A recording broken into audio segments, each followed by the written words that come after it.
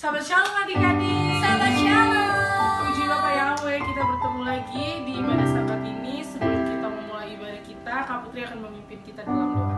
Oke, semuanya adik-adik kita mau berdoa, semuanya satu dalam doa. Angkat tangan ya, tumpata. Mari kita satu dalam doa.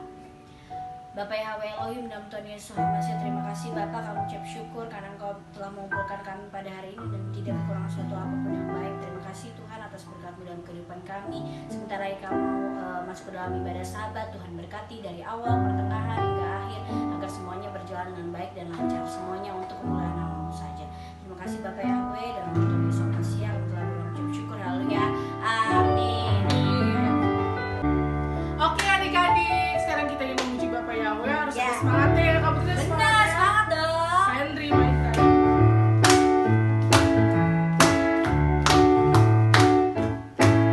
Aku anak raja, engkau anak raja, kita semua anak raja. Aku anak raja, engkau anak raja, kita semua anak raja. Haleluya, puji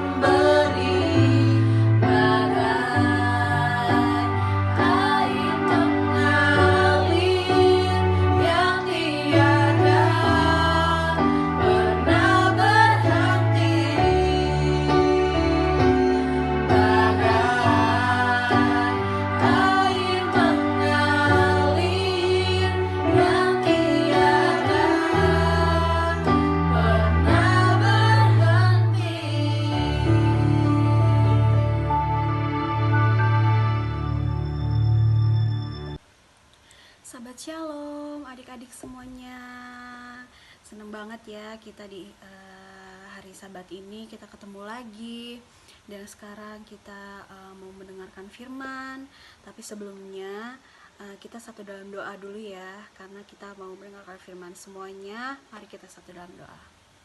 Aba Yahweh, dalam Tuhan Yesus Mesias, terima kasih Tuhan. Kami mengucap syukur pada hari ini. Sekarang kami ingin mendengarkan firman-Mu. Biarlah Engkau memberkati kami, Engkau memberikan kami hikmat untuk mengerti akan firman-Mu Tuhan. Dan biarlah firman-Mu ini nanti bisa menjadi pedoman untuk bagi kehidupan kami. Terima kasih Bapa, hanya dalam Tuhan Yesus Mesias kami sudah berdoa dan mengucap syukur. Haleluya, amin.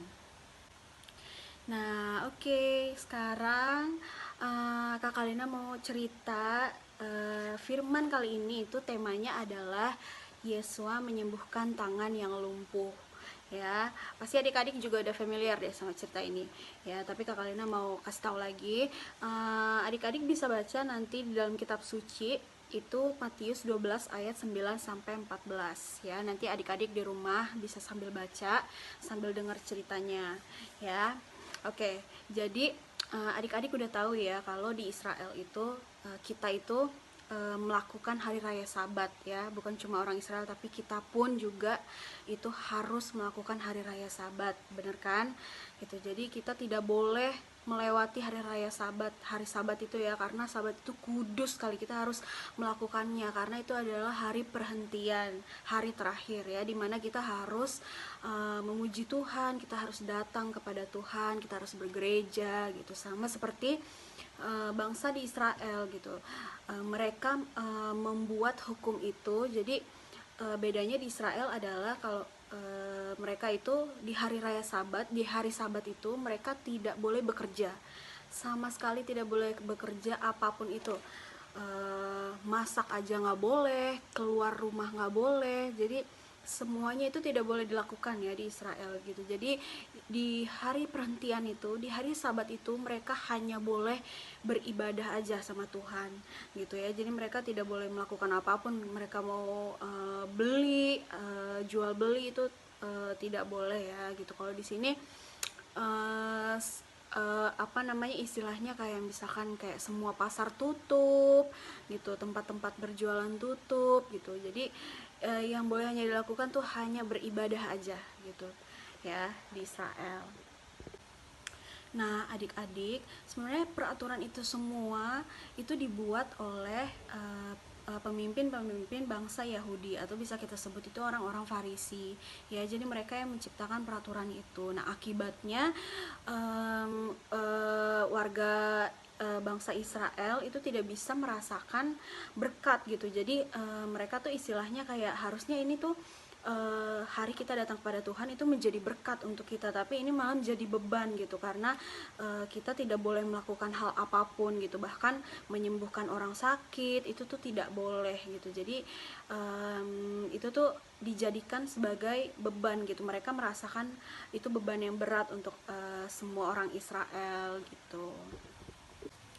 Jadi Tuhan Yesus tuh mau sebenarnya arti hari Sabat itu untuk semua orang yang melakukan, merasakan gitu, itu Tuhan mau kita tuh penuh dengan sukacita, damai sejahtera gitu. Jangan sampai itu menjadikan beban untuk mereka gitu ya adik-adik. Nah, tetapi bangsa Israel ini, peraturan-peraturan orang Farisi ini membuat orang-orang di Israel tuh merasa terbebani gitu ya, karena tidak boleh melakukan hal apapun.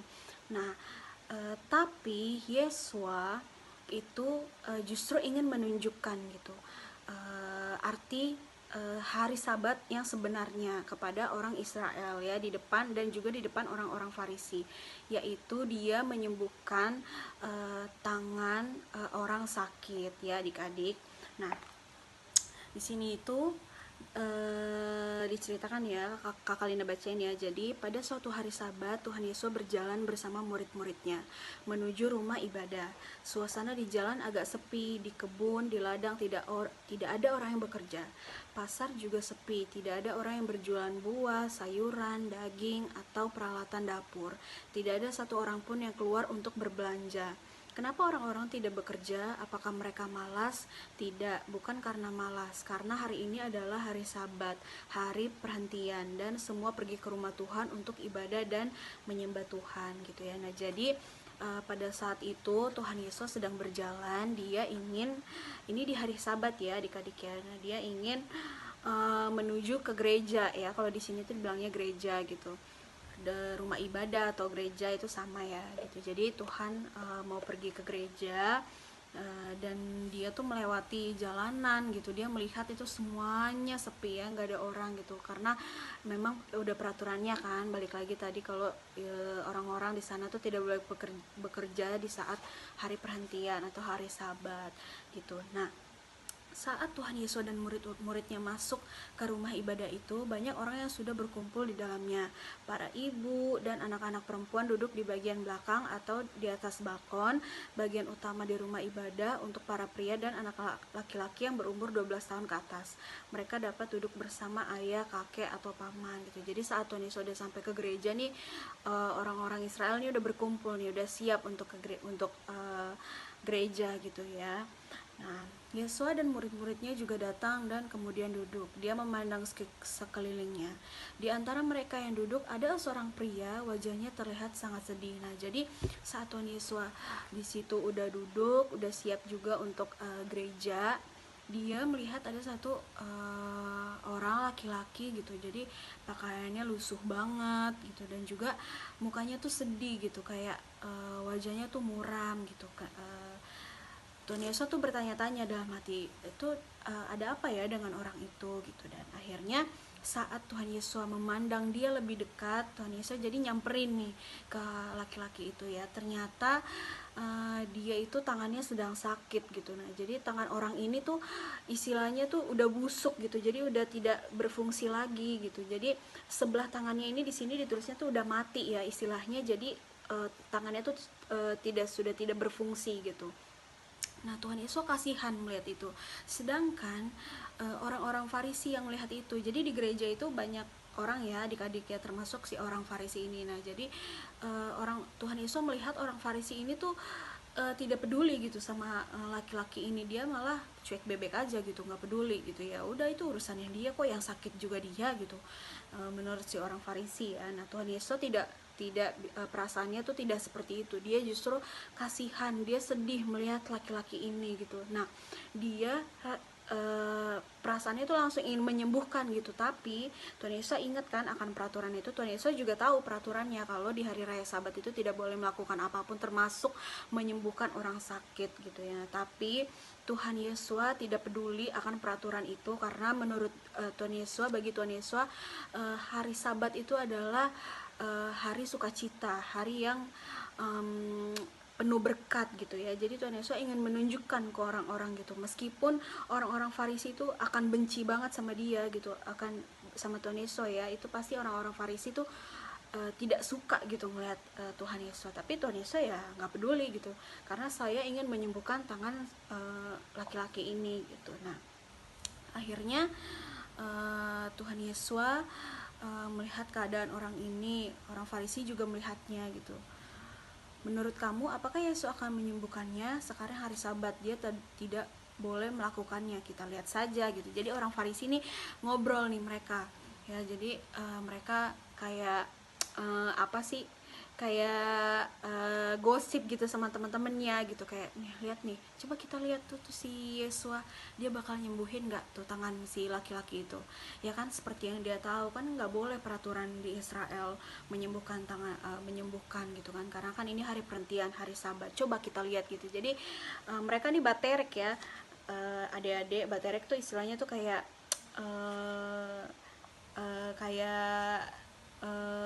ngeledek gitu, kayak coba aja lihat gitu. Nah, seperti yang Kak Lina bilang tadi ya adik-adik, jadi Yesus tahu apa yang dipikirkan orang Farisi. Dia sangat sedih akan kedegilan hati mereka yang tidak mengasihani orang yang mati sebelah tangannya gitu ya. Jadi mati ini tidak berfungsi gitu. Mereka hanya mementingkan peraturan-peraturan yang mereka buat. Setelah firman Tuhan disampaikan, Yesua berdiri dan berjalan ke depan di mana orang Farisi duduk. Kemudian dia memanggil orang yang sakit tangannya. Jadi Tuhan Yesus sengaja gitu, dia ingin menunjukkan ke depan orang-orang Farisi bahwa dia ingin menyembuhkan tangan si orang yang sakit ini, yang tangannya sakit ini gitu. Jadi biar mereka sekalian lihat nih, ya, saya tidak mengikuti peraturan kamu, saya hanya ingin menyembuhkan tangan orang sakit ini gitu. Nah, kemari, Tuhan Yesus berkata, kemarilah dan berdirilah di sini di depan semua orang. Dan akhirnya orang itu segera berdiri dan berjalan maju ke depan mengikuti apa yang dikatakan Yesus. Kemudian Yesus memandang ke arah orang Farisi dan bertanya, apakah yang boleh dilakukan pada hari Sabat? Berbuat baik atau berbuat jahat? Menyelamatkan orang atau membunuh? Nah, ya, jadi diskakmat nih sama Tuhan Yesus ya, si orang-orang Farisi ini. Jadi